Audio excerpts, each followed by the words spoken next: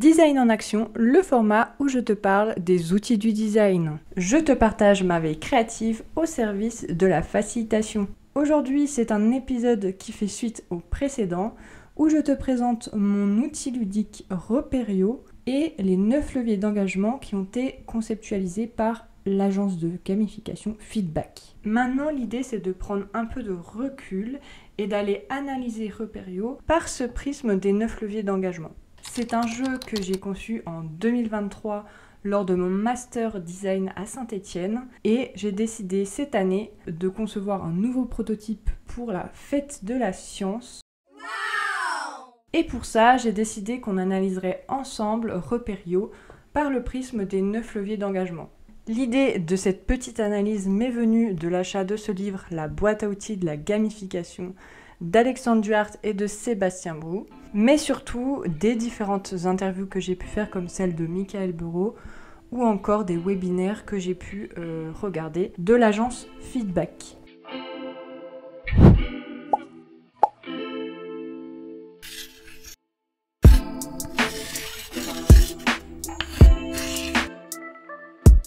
Dans cet épisode, je te propose de plonger dans l'univers des 9 leviers d'engagement et on va voir ensemble comment ils s'activent ou non dans Repério. À savoir que c'est une démarche exploratoire qui, pour moi, pourrait m'aider à améliorer mon jeu et à justement produire plus d'engagement, de motivation de la part des enfants. Et pour toi, ça peut être justement de l'inspiration pour la création de jeux, d'ateliers participatifs ou encore toute expérience pédagogique. Let's go pour la petite analyse. Dans cet épisode, je te propose de plonger dans les 9 leviers d'engagement et de voir ensemble comment ils s'activent ou non dans Repério. Si jamais tu t'intéresses aux 9 leviers d'engagement, je te conseille d'aller voir tout simplement l'agence Feedback. Ou alors, tu peux aussi écouter mon premier épisode où je parle de Repério et des 9 leviers d'engagement. Dans un premier temps, on va parler de l'influence sociale. Donc ici, on retrouve les notions de coopération, de compétition, la création de liens sociaux entre les différents participants de ce jeu.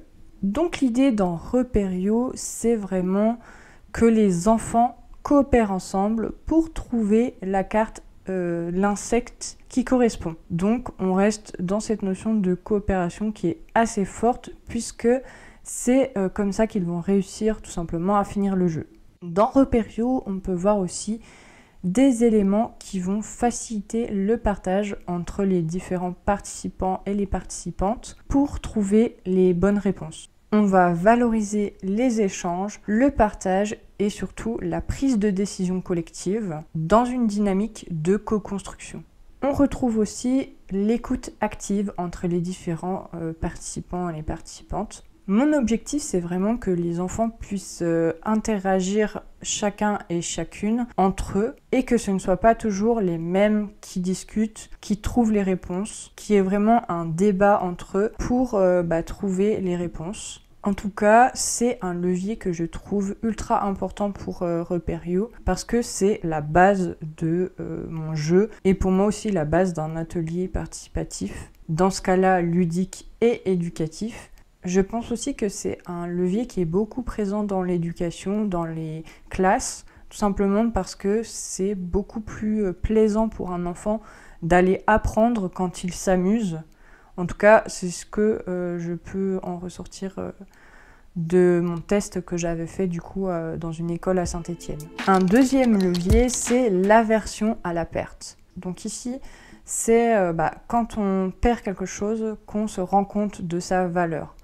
On a plus d'impact quand on perd cette chose-là que quand on va gagner ou quand c'est positif. Si on regarde dans Repério, il est très légèrement pris en compte, tout simplement parce que pour moi, c'était important de privilégier la collaboration, la coopération entre les différents enfants et pas créer de sanctions ou de limites. Donc même éviter la compétition entre les participants et les participantes. Mais il y a quand même un peu ce moment où ils vont hésiter et se demander en fait est-ce que c'est bien la bonne carte, est-ce que je me suis pas trompée, parce qu'au final à la fin en fait on va se rendre compte des erreurs qu'on a pu faire tout le long du parcours. C'est cette hésitation, ce petit frisson un peu, qui va provoquer une pression collective, mais très légère, dans le sens où ça va les pousser à mieux réfléchir et à plus débattre, plus collaborer ensemble pour trouver la bonne réponse. Parce qu'ils savent que dès qu'ils ont trouvé les 3 cartes qui vont avec la carte des insectes, la carte image, eh bien, ils pourront cocher leur insecte sur leur petite feuille checklist. Bon bah là, c'est pas vraiment un levier que j'ai envie de plus développer que ça en tout cas. Le levier de la compétence et de la maîtrise. Donc là, l'idée, c'est vraiment le défi, le challenge, le fait que les enfants ont envie de se surpasser. Je trouve qu'ils ont déjà un défi principal qui est de trouver les cartes qui correspondent à l'insecte, à la carte image. Et en plus de ça, c'est des CP-CE1. Donc la plupart viennent d'apprendre à lire. Donc le premier gros défi, ça va être de lire les cartes, même si j'ai adapté les phrases pour qu'elles soient plus courtes et plus faciles à comprendre. Cependant, j'ai pu observer lors du premier test à l'école Tardy de Saint-Étienne, avec le tout premier prototype, en sachant que là j'en suis au prototype numéro 3, j'ai pu observer que les enfants en fait s'entraidaient pour lire. Donc quand par exemple un enfant n'arrivait pas à lire, c'est son collègue d'à côté qui essayait de l'aider pour lire, ou alors qui lisait la carte. Donc ça c'est le premier défi, lire les cartes. En soi, c'est pas un défi insurmontable vu que les cartes sont adaptées. Et le deuxième défi, ça va être de débattre ensemble, de se mettre d'accord sur quelle carte va avec quelle carte. Donc je le rappelle, c'est un peu comme le memory où il faut associer des cartes ensemble pour du coup à la fin qu'on puisse checker notre insecte qu'on a trouvé. Sachant qu'il y a 4 cartes. La carte image, la carte nom, la carte description et j'ai rajouté une carte intelligence pour la fête de la science. Donc ces 4 cartes doivent être ensemble et que les cartes images sont déjà posées face visible sur la table.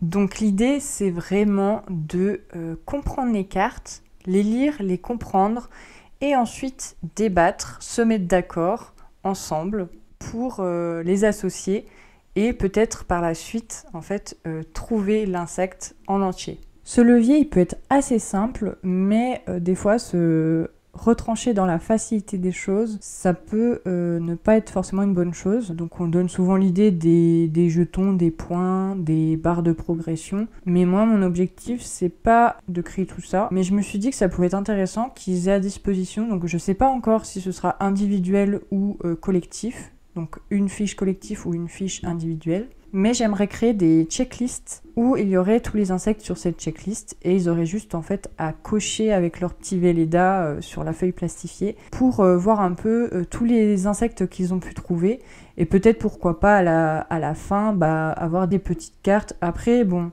c'est vrai que ça rappelle beaucoup, vous savez, les cartes images qu'on avait en primaire et que quand on disait la bonne réponse, notre maîtresse ou notre maître nous donnait cette carte image-là. J'en ai déjà parlé un peu dans le premier épisode. Je me demande si ça peut pas être une facilité qui ne va pas forcément créer vraiment de motivation sur la durée. Pour moi, ce levier-là de la compétence et de la maîtrise, ça va être un que je devrais un peu plus expérimenter par la suite. Peut-être même créer un atelier spécial pour voir un peu ce que les enfants en pensent. Mais mon objectif, ça va être d'à la fin de l'atelier participatif, de pouvoir demander leur avis sur est-ce qu'ils ont appris quelque chose lors de cet atelier, qu'est-ce qui leur a plu, un peu faire un rétexte, faire un retour d'expérience sur Repério.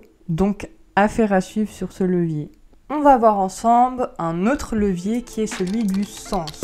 Dans le précédent épisode, je vous avais parlé du fait que mon boulot doit être en accord avec mes valeurs, donc que ce soit porteur de sens avec moi pour que je sois tout simplement motivée dans ce que je fais. Et comme c'est un métier passion, bien sûr que je suis motivée. L'idée ici, c'est de créer un univers porteur de sens pour les enfants qui puissent derrière en retirer quelque chose. Le jeu Repério repose sur un univers qui parle naturellement aux enfants. La thématique des insectes, c'est déjà quelque chose qu'on apprend en classe. Enfin, normalement, je crois, quand on a les sciences et vie de la Terre, je sais plus trop comment ça s'appelle en primaire, on est dans le monde des insectes. Le joueur est plus engagé, plus motivé quand c'est une mission qui lui parle, qui est en accord avec ses valeurs, ou tout simplement qu'il est immergé dans une histoire, dans un univers cohérent. Repério, c'est vraiment pour moi une thématique qui est engageante. La problématique de base, c'est comment par le design sensibiliser, transmettre et créer des liens sur des questions environnementales telles que la disparition des insectes. Ou alors, comment faire prendre conscience des impacts de l'industrie sur la réduction de la biodiversité. L'idée, c'est de dire l'homme a un impact sur notre planète. Et la thématique centrale, ça va être l'anthropocène.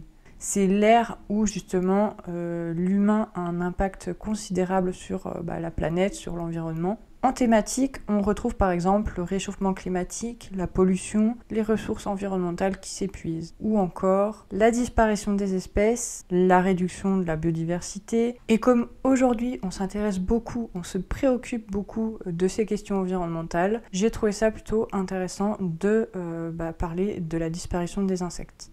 Et pour moi, l'idée, c'était de me dire comment, par le design, je peux justement aider à sensibiliser sur ces questions environnementales de disparition des insectes, par exemple. Et donc, ça m'a paru logique de créer un atelier autour de la pédagogie et du ludique. Parce que pour moi, c'était vraiment une façon d'engager les enfants sur cette thématique-là qui est ultra importante de la question environnementale. Pour en revenir à Repério, à l'atelier collaboratif, j'ai pris le parti que en début d'atelier, de créer un temps d'échange sur cette thématique-là, sur les insectes, et de pouvoir échanger aussi à la fin de l'atelier, autant pour avoir des avis sur le jeu, sur l'atelier, que sur la partie plus thématique. Dans l'introduction, ça va être vraiment demander en fait est-ce qu'ils savent qu'est-ce que c'est qu'un insecte et leur expliquer qu'est-ce que c'est qu'un insecte. Donc l'idée, ça va être d'introduire la thématique, d'expliquer qu'est-ce que c'est qu'un insecte, de voir si eux-mêmes savent qu'est-ce que c'est qu'un insecte, parce que c'est vraiment les débuts où on apprend un peu, et les associer justement, d'où la carte image, à quelque chose de visuel, pour qu'ils puissent par la suite cohabiter avec les insectes et mieux les appréhender. Les améliorations que je pourrais faire. Dans ce levier, ce qu'on pourrait faire, c'est donner un nom à leur mission au début, en leur disant, voilà, à la recherche des petites bêtes. Et aussi, ça peut être de créer une introduction narrative au début pour un peu les immerger dans l'histoire, dans la narration. Ce que j'ai rajouté aussi, c'est cette checklist des insectes où donc l'enfant va cocher en fait à chaque fois qu'ils auront trouvé leur insecte. Mais on peut imaginer que cette fiche peut se transformer en fiche scientifique avec plein d'éléments à noter ou plein d'éléments à dessiner. En conclusion, ce levier peut être justement assez fort et je vais voir pour peut-être améliorer des choses avec les différentes expérimentations que j'aurai fait plus tard. Mon objectif en tant que facilitatrice et conceptrice, ce serait vraiment une approche pédagogique pour les enfants, de transmettre cette question environnementale, de transmettre qu'est-ce que c'est que les insectes, tout en ayant une approche visuelle et ludique. Un levier qui, je pense, est beaucoup présent chez l'enfant, c'est la curiosité et l'imprévisibilité. Quand quelque chose sort du cadre, stimule les questions ou encore le petit mystère, on est plus vite captivé, plus vite attentif à cette chose-là. Dans Repério, la curiosité est partout. On ne donne pas tout d'un coup, il y a une pioche, donc les cartes sont face cachée. Il n'y a que certaines cartes, les cartes images, qui sont visibles, et c'est le fait de dévoiler petit à petit chaque élément qui va provoquer cette petite curiosité. Les infos arrivent une à une et les enfants doivent deviner, comparer entre les différentes cartes pour ensuite faire des hypothèses, et ça va les tenir complètement engagés parce qu'ils ont envie de savoir justement. L'imprévisibilité est un peu présente lorsqu'ils découvrent la carte.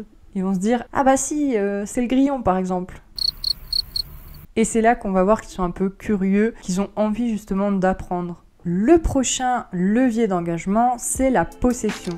Le fait d'avoir envie de posséder des choses. On le retrouve par exemple dans les Pokémon où on va avoir envie d'avoir le plus de Pokémon possible. On est plus engagé dans une expérience où on va posséder quelque chose. Et encore plus si on peut le compléter, le faire évoluer ou le montrer. Ça va créer un petit attachement émotionnel et aussi l'envie de progresser. Je vous ai dit précédemment que je réfléchissais encore à savoir si la checklist est individuelle ou collective. L'idée, ça serait peut-être de rajouter des petites choses à gagner comme les cartes images. Je me pose beaucoup de questions sur ce levier, donc ça reste encore à réfléchir. Mais je pourrais créer des cartes collector spéciales insectes. Je pense pas que ce soit ma meilleure idée. En tout cas, c'est peut-être pas celle-là que je voudrais développer. Un 7e levier, c'est l'immersion. Donc là, ça va être l'expérience immersive, le fait d'être immergé dans une histoire, dans une narration tout autour des insectes. On parle souvent de flow, un moment où nous sommes concentrés, motivés dans notre action. Pour moi, ça rejoint un peu le levier du sens parce que j'ai vraiment envie de rajouter une partie narrative au début et même un peu à la fin pour qu'il puisse un peu être dans l'histoire de, par exemple, je suis un petit scientifique et ensemble, nous allons chercher les insectes et les retrouver, noter leurs informations sur notre petite checklist, etc. Ça peut être une idée aussi à développer. Bienvenue, jeunes explorateurs.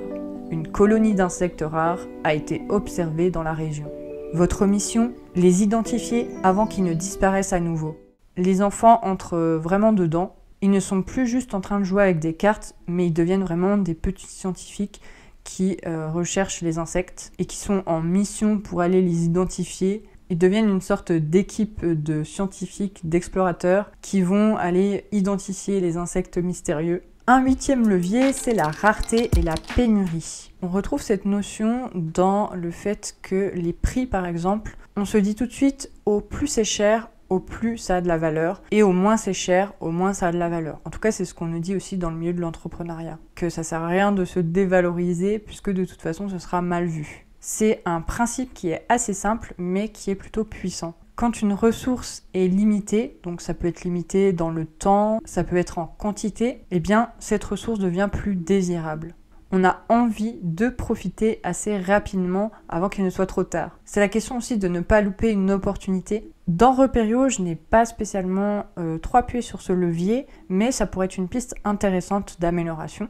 Par exemple, on pourrait imaginer des cartes très rares ou alors un temps limité pour réaliser la mission de trouver tous les insectes. Ce qui donnerait justement envie aux enfants de retenter leur chance avec ce jeu pour qu'ils puissent trouver d'autres insectes parce que je pense pas que tu puisses trouver tous les insectes d'un coup.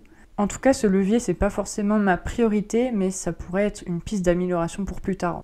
Et pour finir, un de mes leviers préférés, la créativité et l'autonomie. C'est mon préféré parce qu'il est beaucoup utilisé dans le milieu du design avec tout ce qui est atelier de co-création, expérimentation, maquettage, prototypage. C'est le fait aussi de résoudre des problématiques par le biais de la créativité et de permettre aux enfants de faire leur propre choix. L'idée, ça peut être aussi de stimuler la recherche d'idées avec des ateliers d'idéation, du brainstorming par exemple. Et si la méthodologie du design t'intéresse mais que tu ne sais pas par où commencer, n'hésite pas à me contacter. Ce levier est beaucoup utilisé dans tout ce qui est expérience pédagogique. Dans Repério, les enfants n'ont pas directement la réponse toute faite, mais ils vont devoir réfléchir, débattre ensemble pour trouver la réponse. Et chacun va apporter sa propre lecture, ses propres idées, tout simplement, son avis sur chaque carte. Ils sont actifs, ils cherchent et ils vont débattre entre eux. C'est ça justement qui peut être une approche un peu d'autonomie.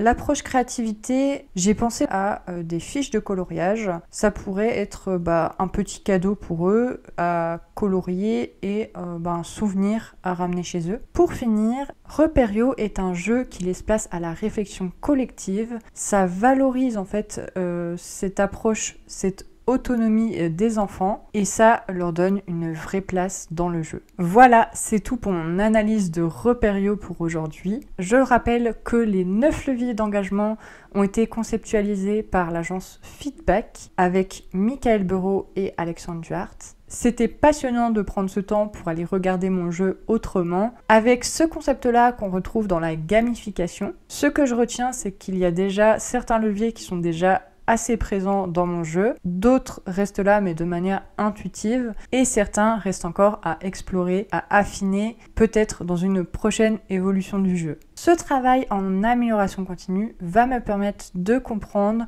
pourquoi et comment les enfants s'engagent dans le jeu, ce qui fonctionne, ce qui touche et ce qui mobilise. Et surtout, ça me donne plein d'idées pour la suite, à savoir comment les mettre un peu plus en autonomie, comment renforcer l'immersion avec la narration, comment par exemple ajouter plus de rareté et de pénurie, je ne sais pas, on verra pour la suite. L'idée, c'est aussi de pas trop complexifier le jeu parce que ça reste des enfants de CP, CE1. Donc, je pense qu'ils peuvent vite être désintéressés. Mon objectif en retestant ce jeu, c'est vraiment de trouver quel levier d'engagement je devrais prioriser ou non en fonction des retours que je pourrais avoir et de surtout peut-être améliorer mon jeu pour qu'il y ait plus d'engagement sur la durée, par exemple. L'idée aussi, c'est de pouvoir mieux intégrer des techniques de gamification, donc des mécaniques ludiques, dans le cadre de mon processus de création et de continuer à expérimenter cette partie-là de mon entreprise. Si tu es enseignant, enseignante, facilitatrice, facilitateur ou chef de projet, que tu aimerais tester Repério auprès de tes CP/CE1 ou que l'envie de co-créer un atelier participatif te donne envie, je t'invite à me contacter. Je suis designer spécialisé dans la création d'outils ludiques et participatifs. J'accompagne les facilitateurs, facilitatrices, chefs de projet ou encore formateurs, formatrices à co-créer des ateliers participatifs plus engageants, visuels et ludiques. Si la pédagogie ludique t'intéresse, j'espère que cet épisode t'aura donné envie de tester, d'analyser tes propres outils par le biais des 9 leviers d'engagement qui, je le rappelle, ont été conçus par l'agence Feedback. Dans le prochain épisode, on parlera de qu'est-ce qu'un atelier ludique et de Repério dans le cadre de la fête de la science. J'espère que cet épisode t'a plu. À la prochaine!